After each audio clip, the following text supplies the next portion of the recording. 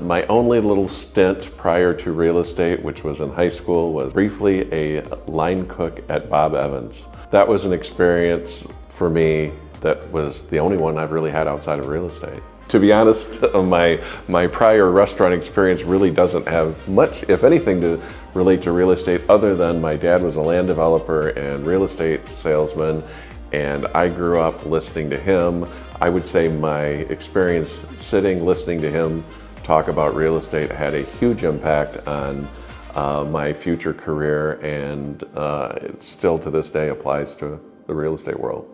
To be honest with you, I didn't choose real estate, it chose me. I was actually going to go into the military and ended up at the last moment not going, and started working with my dad in the late 80s, and that's how I got my first stint in real estate, got my license in 1989, and have been in it ever since, so it chose me.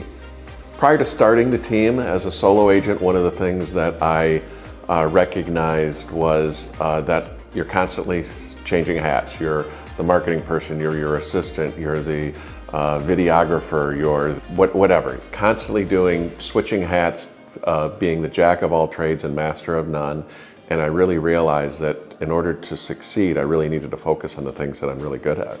My favorite success story would have been probably during COVID. I had a client that was eager to purchase a home. They had one under contract, actually out in Empire. It was new construction. After they finally let us go back to work, the builder said that they were unable to build the home. So we started on the hunt looking.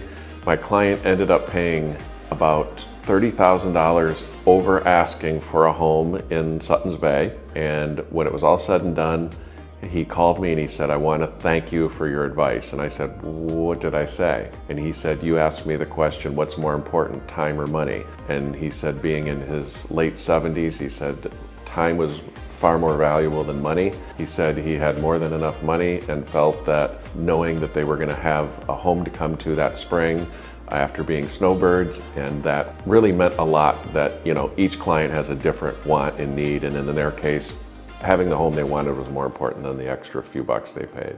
Freedom of time, I think, and really that, and focus, the ability to focus on the things that I mentioned earlier that I'm really adept at. Helping our clients negotiate deals, the marketing aspect of it, just real estate in general, helping each of my team help facilitate with their clients, be available to them if they need help, and or go on showings to give them time with their family and friends as well.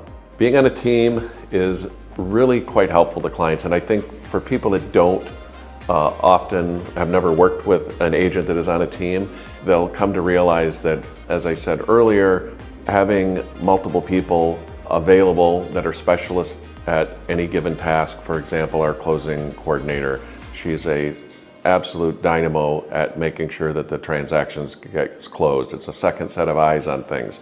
Having a team member available if for some reason that I'm not available, to be able to go on showings. We are all trained the same. We all have a similar level of experience. All of us bring and add something to the transaction, and so it really works well having a team. Outside of real estate, one of my passions is cooking.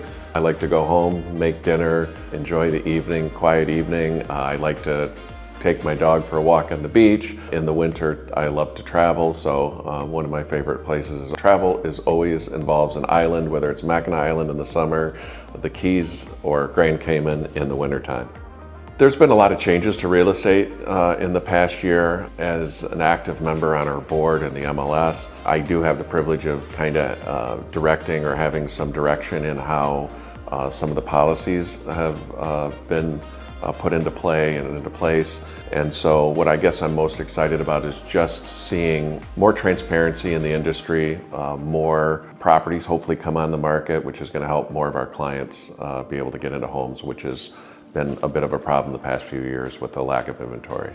My favorite part of real estate would be seeing the look of joy on clients' faces when we're able to get them into the property that they've always wanted. It isn't always about the specific home, it's more about helping them fulfill whatever that need was, whether it's finding a vacation home, whether it's finding a rental property, or finding their primary residence, or somebody that's a first-time home buyer.